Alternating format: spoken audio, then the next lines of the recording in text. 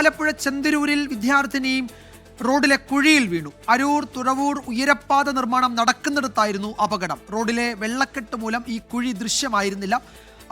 ഈ ദൃശ്യങ്ങളാണ് പ്രേക്ഷകർ ഇപ്പോൾ കാണുന്നത്. ഇന്ന് രാവിലെയാണ് ഈ അപകടം ഉണ്ടായത്. അശ്വിൻ പാലാഴിയും വിശദാംശങ്ങൾ നൽകും. അശ്വിൻ, ഈ വിഷയത്തിൽ നേരത്തെ പലതവണ ഹൈക്കോടതി ഇടപെട്ടിട്ടുള്ളതാണ്. ദേശീയപാത അതോറിറ്റിയോടൊക്കെ അവിടെ ആളുകളുടെ സുരക്ഷ ഉറപ്പാക്കണമെന്ന നിർദ്ദേശം നൽകിയിരുന്നതാണ്. ഇപ്പോൾ ഒരു ദിവസം മഴ പെയ്യുമ്പോഴേക്കും അവിടെ അതിഗുരുതര സാഹചര്യമാണ്. അത് ദൃശ്യങ്ങളിൽ തന്നെ വ്യക്തമാണ്. ഇന്ന് എന്താണ് അവിടെ സംഭവിച്ചത് അശ്വിൻ?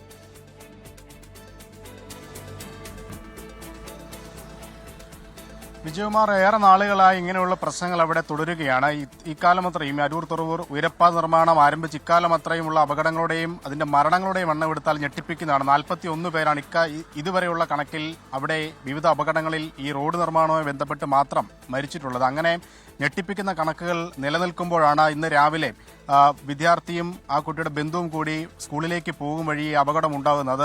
ആ ദൃശ്യങ്ങളിൽ നമുക്ക് വ്യക്തമാണ്. നടപ്പാതയാണ്. നടപ്പാതയും റോഡും തമ്മിലുള്ള ഒരു കാഴ്ച മറയ്ക്കുമ്പോൾ അവിടെ വെള്ളക്കെട്ടുണ്ട്. ആ വെള്ളക്കെട്ടിന്റെ നടുവിലൂടെയാണ് ആളുകൾ നടക്കുന്നത്. അങ്ങനെ പോകുന്ന വഴിയാണ് അവിടെ പെട്ടെന്ന് ഈ വെള്ളക്കെട്ട് കാരണം ദൃശ്യത്തിൽ കണ്ണിൽ പെടാത്ത രീതിയിലുള്ള വലിയൊരു കുഴിയുള്ളത്. ആ കുഴിയിലേക്കാണ് ഈ വിദ്യാർത്ഥി താഴ്ന്നു പോകുന്നത്. അരയോളം വെള്ളമാണ് അവിടെ ഉണ്ടായിരുന്നത്. പിന്നീട് ഒപ്പം ഉണ്ടായിരുന്ന ആളാണ് കുട്ടിയെ ഉയർത്തി കരയിലേക്ക് എത്തിക്കുന്നത്. എത്രത്തോളം ആഴം അതിനുണ്ട് എന്നുള്ളതാണ്, എത്രത്തോളം വ്യാപ്തിയിലാണ് കുഴി ഉള്ളത് എന്ന് നമുക്ക് വ്യക്തമാവുന്നത്. അങ്ങനെ നിരവധി അപകടങ്ങളുള്ള ഒരു സ്ഥലമാണ്. അതിലെ ആളുകൾ മാത്രമല്ല, ഈ ബ്ലോക്കുള്ള സമയത്ത് ഇരുചക്ര വാഹനങ്ങൾ കൂടി കയറി പോകുന്ന ഒരു ഭാഗമാണ്.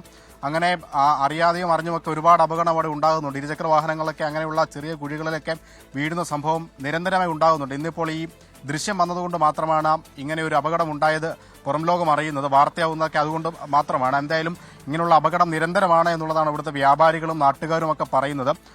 ഹൈക്കോടതി അടക്കം വിഷയത്തിൽ ഇടപെട്ടിട്ടും ആവശ്യമായ ഒരു ഇടപെടലും ഈ നിർമ്മാണത്തിന്റെ ഭാഗമായി അവിടെ ഉണ്ടാകുന്നില്ല എന്നുള്ളതും നിർഭാഗ്യകരമാണ്. ദേശീയപാതയുടെ ഭാഗമായാണ് അരൂർ തുറവൂർ ഉയരപ്പാത നിർമ്മാണം ഇപ്പോഴും നടന്നുകൊണ്ടിരിക്കുന്നത്. എന്തായാലും ആ അപകടം വലിയ പരിക്കുകളില്ലാതെ ആ കുട്ടി രക്ഷപ്പെട്ടു എന്നുള്ളത് ആണ് ആശ്വാസകരം. വിജയകുമാർ. യെസ്, ഇപ്പോൾ അശ്വിൻ പറഞ്ഞതുപോലെ ദൃശ്യങ്ങൾ പുറത്തു വരുന്ന ചില അപൂർവ സംഭവങ്ങൾ മാത്രമേ വാർത്തയാകുന്നുള്ളൂ.